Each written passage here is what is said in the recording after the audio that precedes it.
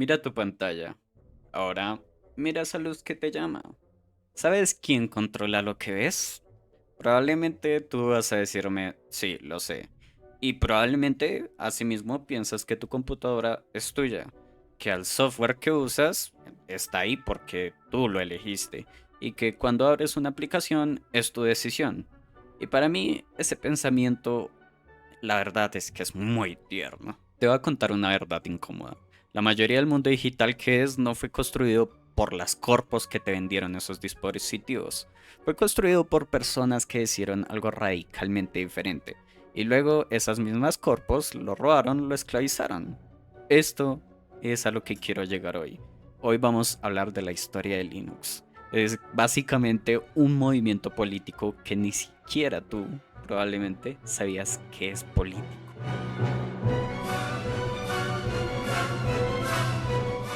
Vamos a viajar. 1981. Alguien llamado Richard Stallman trabaja en un laboratorio de inteligencia artificial del MIT. Digamos que se puede decir que es un hacker de los 70, pero para él, hacker significa como algo, por así decirlo, revolucionario. Alguien que está obsesionado como por entender cómo funcionan las cosas y no específicamente para destruir, sino para mejorar, para compartir y para emancipar, ¿no? Pero en los años 80 ocurrió algo importante y es que algo cambió y principalmente todas las empresas comenzaron a privatizar el código. El software dejó de ser prácticamente compartido libremente entre ingenieros y dejó de ser una conversación académica. Se convirtió en lo que menos quería la gente, en propiedad.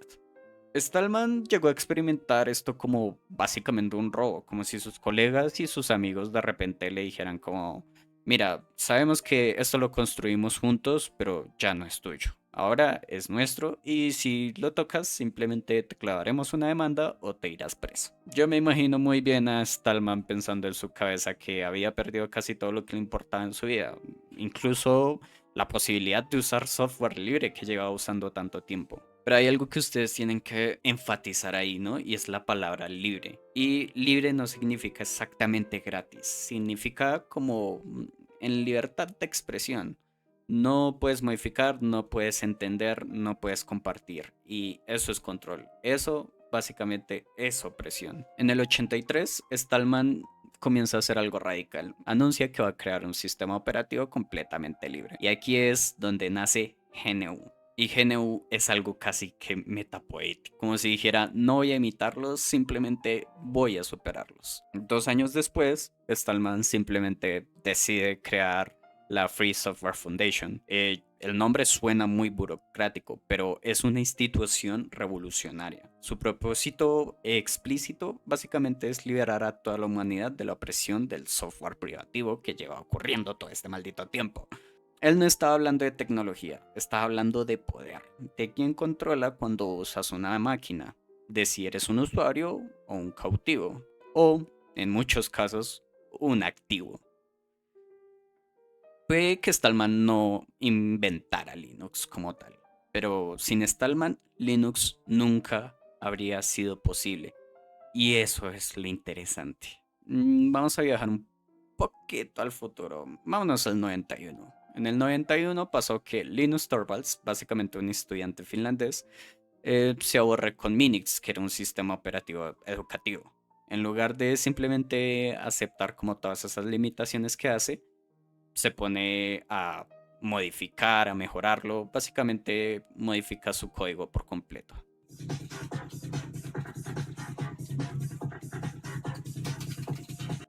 Pero obviamente Linus es diferente a Stallman. Él no era un filósofo y no estaba luchando en contra del sistema por principios éticos apocalípticos, que era algo que sí se enfocaba mucho a Stallman. Él simplemente quería un kernel mejor, quería que funcionara, quería jugar, eso era todo.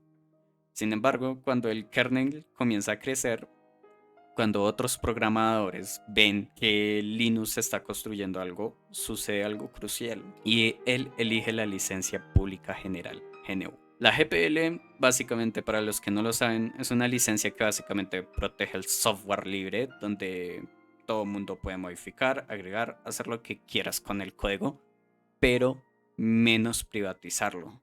también esto implica que se debe conservar exactamente la misma licencia al momento de distribuirla. Hay algo que voy a aclarar, y es que en realidad esto no está muy claro para mucha gente, pero sí, tú puedes vender tu código modificado, pero la persona que obviamente compre tiene el derecho de regalarlo si se le da la gana. Lo que normalmente se vende en el mundo GPL no es el programa, sino el soporte, la instalación, la garantía y alguna que otra función, por así decirlo, premium. Pero básicamente la idea es no dejar que privaticen ese código o simplemente toda la comunidad trabaje para ellos gratis como venía pasando anteriormente. Algo dicho por Linus Torvalds fue que hacer Linux en GPL para él definitivamente fue lo mejor que él ha hecho. Y hay algo que ustedes tienen que ver ahí.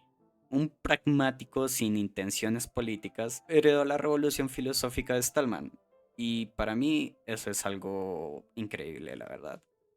Bueno, vamos al verdadero drama. ¿Por qué Linux es un movimiento?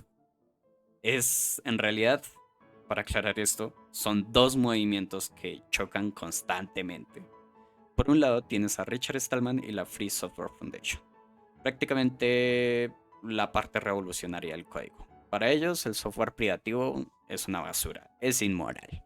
No es eficiente, no es subóptimo, es antiético, es como básicamente esclavitud digital. La GPL no es solo una licencia técnica, es una herramienta política que asegura que el conocimiento nunca puede ser privatizado. Por favor, tengan esto en cuenta, nunca ser privatizado. Por el otro lado está Eric Raymond y el movimiento de open source. Pragmáticos que llegaron después, para ellos simplemente el software libre es valioso porque es mejor.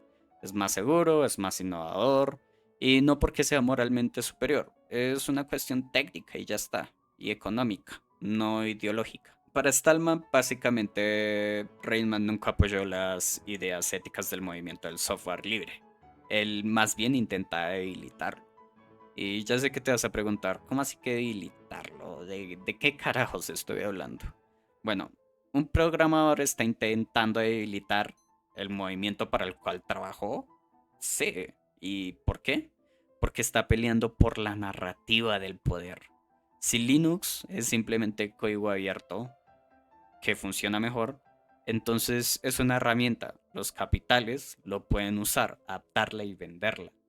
Pero si Linux es un movimiento por libertad digital contra la opresión corporativa, entonces básicamente es revolucionario y los capitales no pueden cooptarlo tan fácilmente. Digamos que Linus Torvalds, por su parte, mira a ambos lados y dice, mira, solo quería un kernel que funcionara, pragmático, neutral, apolítico. Y aquí es donde yo les voy a dejar algo claro. Lo apolítico en la tecnología no existe. Eso es más como una elección. Elegir neutralidad, elegir no tomar partido entre libertad y control. Básicamente, si te vas por la parte política, estás eligiendo control y ya está. Porque el poder corporativo ya existe, ya controla. Y el silencio, la neutralidad, simplemente lo está dejando ganar. Ahora los quiero llevar a la parte que duele. En los 90s y 2000, Linux se convierte como en el corazón secreto de Internet. Wikipedia corre en servidores Linux, Google es Linux, Amazon es Linux. Y sí, hay mucha gente que no sabe esto al día de hoy, pero probablemente tu Android es Linux. ¿Quién gana dinero con esto? No, no es lo que crees. No gana dinero la comunidad que escribió y construyó cuidadosamente sin cobrar un solo peso. Ganan las corpos que lo envuelven en servicios, que lo venden como nube y que lo monetizan. Un ejemplo es que en 2019 IBM compró Red Hat casi que por 34.000 millones de dólares. Red Hat es la empresa más prominente que proporciona servicios alrededor de Linux y software de código abierto. Fue creada básicamente por activistas del software libre. Y aquí es donde te digo, analiza. ¿Sabes qué sucedió? Que los revolucionarios construyeron una herramienta tan poderosa que las corporaciones tuvieron que comprarla, tuvieron que adquirir el movimiento, tuvieron que integrar el código abierto en sus modelos de negocio. Hay otro ejemplo que es Microsoft, la empresa de Bill Gates, que construyó el software propietario, que pasó 2 décadas oleando al Linux y el software libre. Ahora Pues ahora compró GitHub por 7.5 mil millones de dólares. Compra la plataforma donde básicamente vive el código abierto, el mundo. Y también decidieron integrar Linux en Azure y en otros más aplicativos de ellos. Dado esto, quiero que analices bien qué está sucediendo. Microsoft básicamente se convirtió de repente en revolucionario. No, no te creas esos cuentos de hadas, no seas pendejo. Los revolucionarios simplemente construyeron algo tan útil y tan fundamental que los capitalistas no tuvieron opción. Tuvieron que convertirse en sofistas revolucionarios para seguir ganando dinero. Tuvieron que adaptarse al sistema que se estaba creando. He aquí la contradicción central que nadie quiere nombrar. El software libre funciona dentro del capitalismo, porque el capitalismo sí o sí lo necesita. Los viernes informativos no son como los físicos, no se desgastan, un programa no se consume, puedo tenerlo yo y tú también sin que nos lo quitemos el uno al otro. Básicamente es comunismo práctico, es economía de abundancia radical.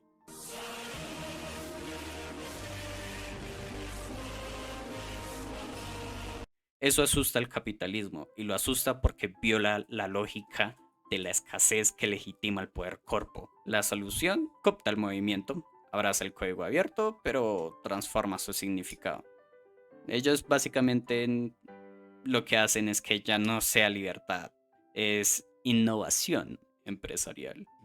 Ya no es emancipación, es ventaja competitiva. Google usa Linux y software libre no porque crean la libertad digital, lo usa porque le ahorra millones de dólares en desarrollo, porque nuestra comunidad prácticamente les regala innovación. Amazon, Microsoft, IBM, todos hacen exactamente lo mismo. Usan la libertad del software para aumentar sus ganancias y acusan a los revolucionarios de ser irracionales, si se atreven a preguntar ¿y qué pasa con la libertad? Básicamente, Stallman en muchas entrevistas ha dado a entender que Microsoft y Apple aplican grilletes digitales. Lo que hacen es crear características específicamente para restringir a los usuarios. La libertad se erosiona cada día mientras ustedes aplauden la innovación. A ver, si Linux es un movimiento político, entonces tiene enemigos. Pero aquí está lo verdaderamente político.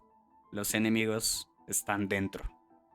En los últimos años se ha visto que en el movimiento del software libre está en crisis. Los activistas denuncian que este movimiento prácticamente ha sido capturado. La comunidad de desarrolladores de Linux argumenta que algunos puristas, Stallman incluido, son demasiado radicales, que sus exigencias imposibilitan la adopción práctica. Un ejemplo es que Stallman insiste en que todo software debe ser absolutamente libre, lo cual en lo personal yo apoyo sin componentes privativos, sin compromisos.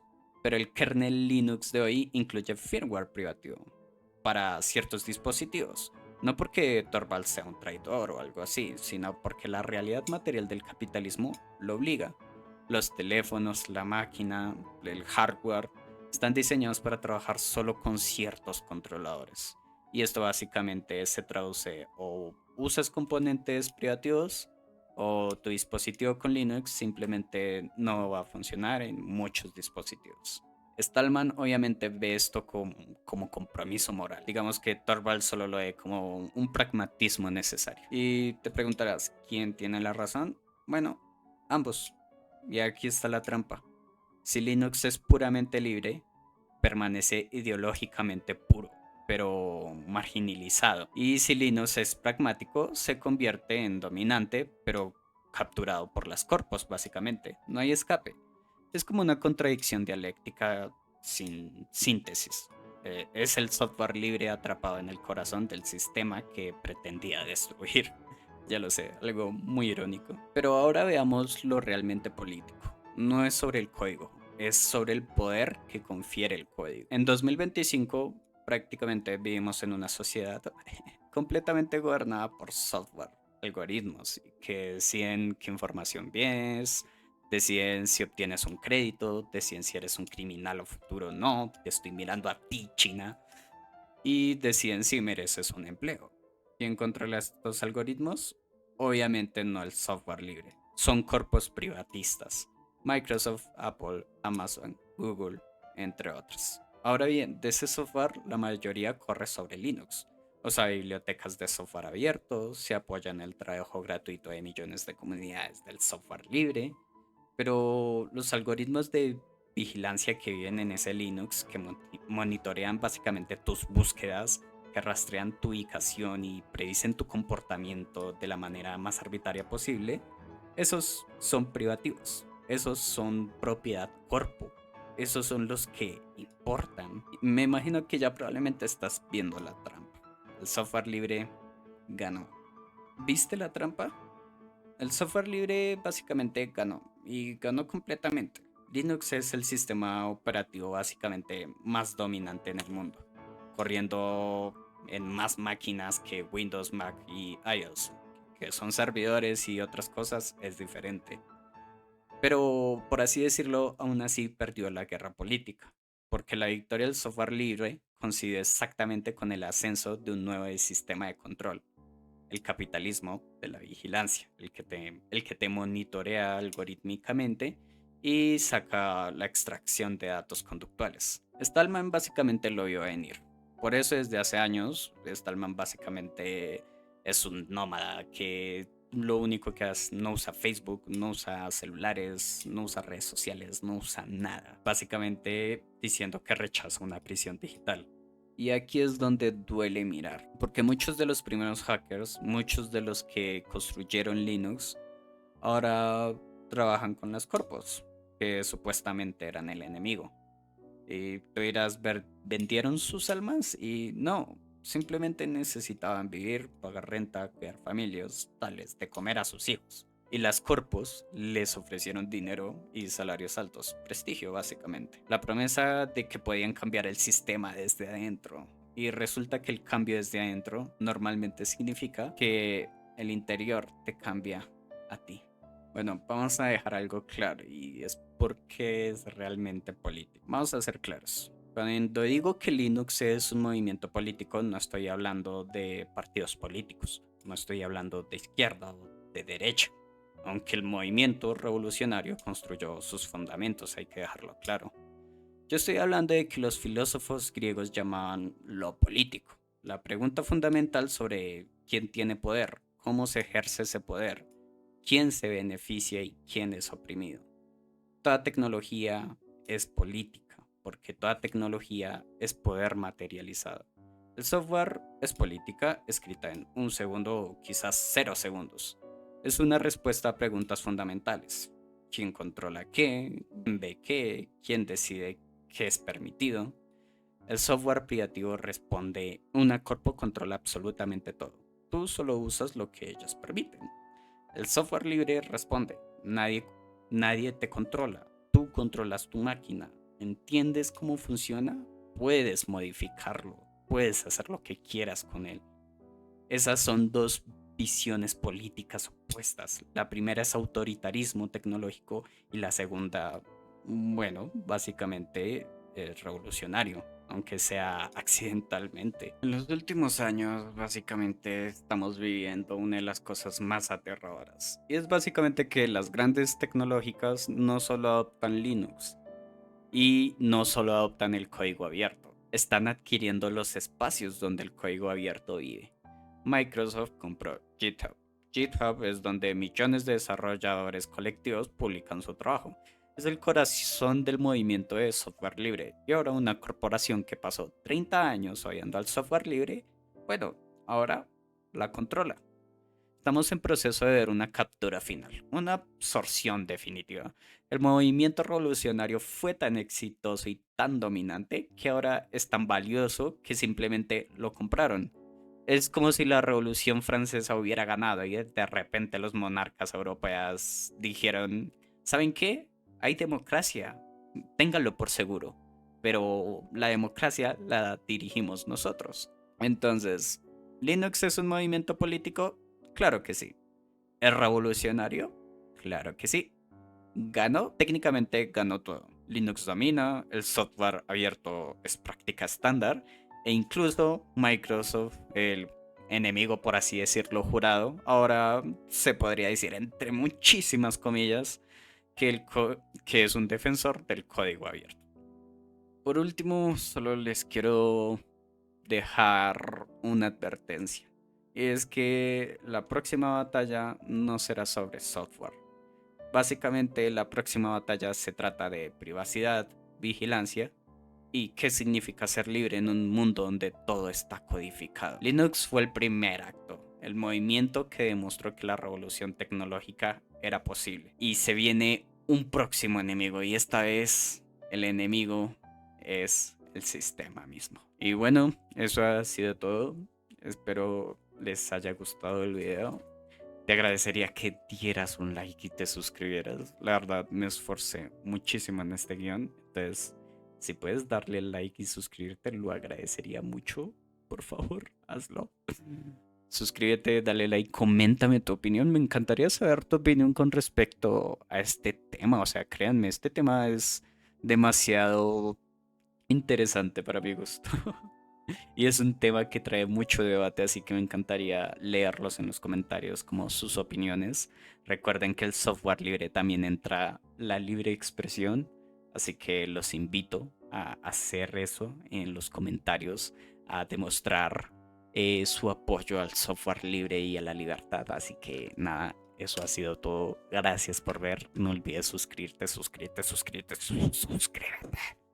Y ya. Adiós. Los quiero mucho. Bye.